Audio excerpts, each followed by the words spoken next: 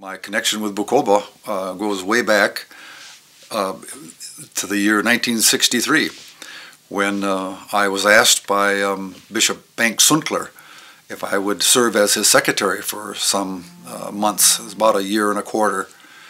My good friend Ron Johnson, who I was in seminary with, preceded me and mentioned my name, and it's a kind of a thing that those experiences just change your life.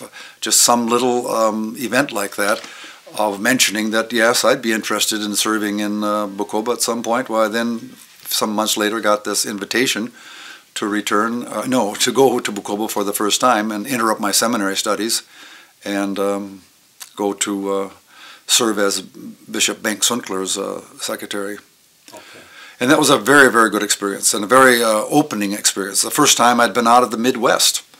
I remember the experience of getting off the plane in Entebbe, just north of Bukoba, and being aware that, oh, I think I'm about the only European or white person here. Yeah. And it's just a very different experience and the whole cultural thing. And the other part that was really impressive is that the church in Northwest, called Northwest Evangelical Church of Northwest Tanzania at the time, was so gracious and so welcoming, and so that experience of hospitality was so impressive. And I just had a very good experience, and thought even at that time that, well, when I finish seminary, I think I might be considering coming back here to work. Bank Sunkler had friendship with one of our professors at Augustana Seminary, G. Everett Arden.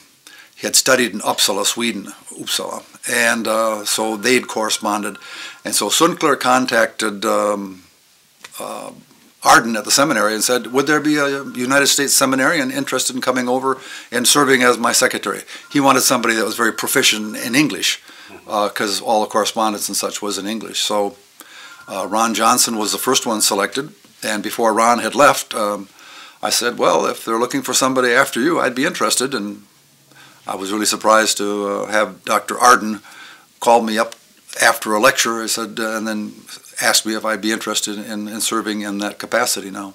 Okay. So, in those days, we stayed at Entebbe Hotel and then took the small airplane, a regular traffic airplane, I think maybe 3 days a week between Entebbe and Bukoba.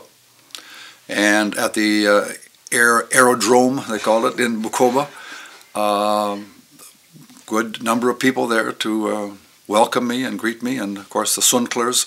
I remember especially Tom Mattia Lotosha. Yeah. He was the dean of the diocese. His English was limited, but it didn't interfere at all with what a gracious and kind person he was, and we had a very good relationship over the years. Later, when I went back and served as a full-time 4-year missionary, I learned Swahili, of course, and then had a very much better chance to get to know Tom Mattia and many others, of course, as well.